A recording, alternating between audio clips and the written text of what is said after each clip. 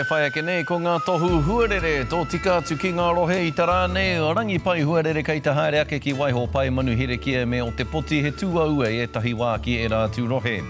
Ana ki te tai o Poutini rangi pai huarere kei te haere ake ki a koutou katoa āhua kōmaru ki whakatū hei te ata engari rawe hei te roanga o te ahiahi. Ana ki te tai tamawahine o te waipaunamu he ua tā mutu te mā hora haere ki Wainganui a koutou āhua paki ki Wairau mo te katoa te rā. Hau ko tingi ki roto o whakaoriori a pōpō he tūa ua hoki ki reira nā ko taua tūa ua rā ka horapa haere ki e rātu rohe hei te roanga o te ahiahi. Ka hāna te pupuhi a te hau ki te whanganui ātara me kāpiti a pōpō he ua ki e rātu rohe āhua paki haere ki roto I te papaioea a pōpō. Ana ki ngā rohe o te Waiariki, Tokoroa, Rotorua, tauranga whakatāne, pai hei te ata engari, hei te ahiahi ka atu, te ua kōwhai ki Wainganui a koutou.